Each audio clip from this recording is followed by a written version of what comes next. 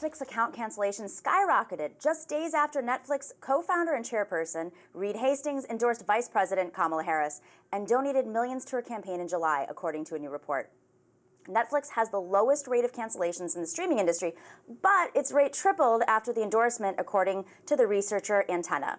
Customers canceled by 2.8% in July, a higher rate than any other month since February. Hastings, who is a longtime Democratic donor, endorsed Harris in a post on X on July 23rd, saying, "Congrats to Kamala Harris, now it is time to win."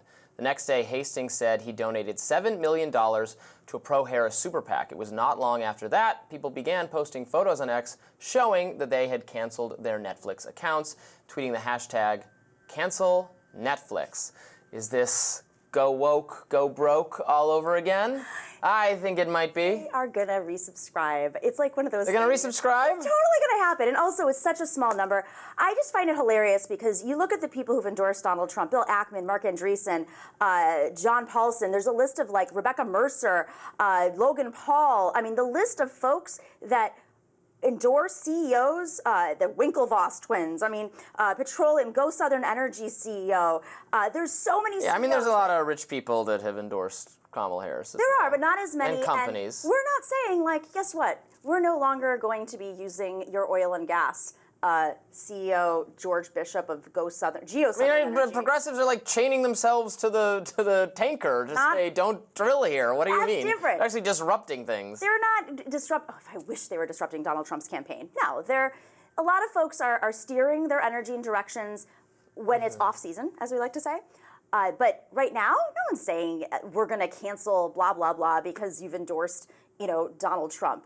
John Paulson's a hedge fund manager. He owns a bunch of hotels, especially in Puerto Rico. I am very familiar with him. He's a big activist fighting for those tax breaks where any American can go move to Puerto Rico and not pay taxes if they live there for part of the year. But it's displacing the island at a record rate. It's risen the housing costs 600%. It's a Trump move. But you know what? People stay in their hotels. Democrats stay in their hotels. Progressives stay in their hotels. If we'd like to keep people here, we can lower their taxes. It seems like the way to keep people from fleeing. But you won't be able perfectly fine to me. But we complain about FEMA not doing their jobs. I love how everyone's complaining. The right is complaining about FEMA not coming in North Carolina and Florida, and yet these are the same folks who don't want to pay taxes.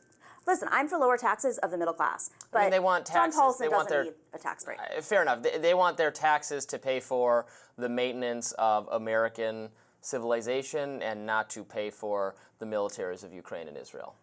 I think we could definitely lower our military budget by far and get rid of the defense contractors and the revolving door. We could fire all the IRS agents. We could eliminate the education department. We can go full Project 2025. Not full Project 2025, because I don't agree with everything in it, but I agree with a lot of it. And we could reduce the size and scope of our federal government, and good times could be here again. That's neither here nor there.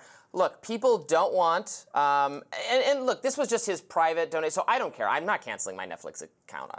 Although I will say, there's not anything on Netflix that I'm really interested in watching right now. Netflix is the least of my, I have them all. Netflix is the streaming service I'm using the least right now. I guess there's not, I'm catching up on The Boys. That's on, Prime, and I'm watching, it's like this is a superhero show. Oh, okay. And the second season of the Lord of the Rings show, which is not very good, unfortunately. It's okay. That's on Prime.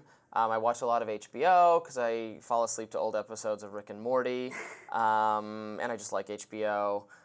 So yeah, not a lot of Netflix. You're not a Love is Blind fan? There's a new season coming out. We were just talking about it before we came on. It's in the DC area. Everyone is talking about this. Finally, Love is Blind. Explain the premise of the show? It's an experiment. I don't watch any of these. Social experiment. It's very flawed. They definitely have had a lot of pushback recently from former guests who filed a lawsuit against them for giving them, putting the guests. It's a dating show. Okay, so the premise is it's a dating show. You're not allowed to see the person you're dating, and you're put into these quads, right? These little rooms where you're talking through a filter. And you're getting to know the person, you're playing all these games, and you're asking them deep questions, but there's also a lot of alcohol involved, and the hours are really long, and they were draining people, and then they send them out on these trips when they do meet each other, and it's just a recipe for reality spiciness, but it also led to a lot of really difficult situations. They didn't pre-screen some people who had some troubled backgrounds, they put people in very uncomfortable positions, so it's a flawed show, but my biggest complaint as a viewer was just the age of the folks on the show. They were a lot of them are in their early 20s. I'm not marrying anybody that I was dating in my early 20s or frankly early 30s or like last week.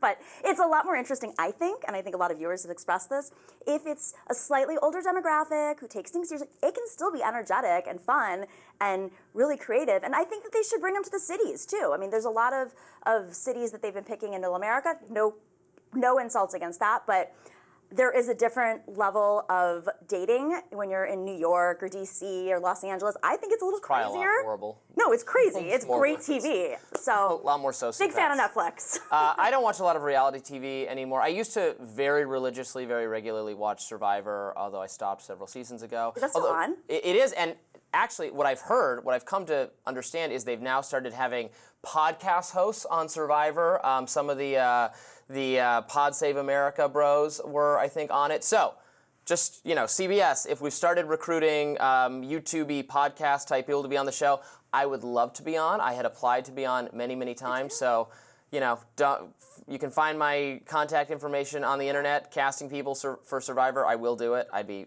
happy to play. What one would I be on? I mean, I would like to be on Love is Blind, but I don't really want to be on Love is Blind. I don't want to be on anything that reveals like my personal side. I would like a competition show like that. Maybe Survivor's it. My producers just said this show is like Survivor, and I've done pretty well, huh? So far, more rising, more. I've won or lost. That's indeed the case. More rising right after this.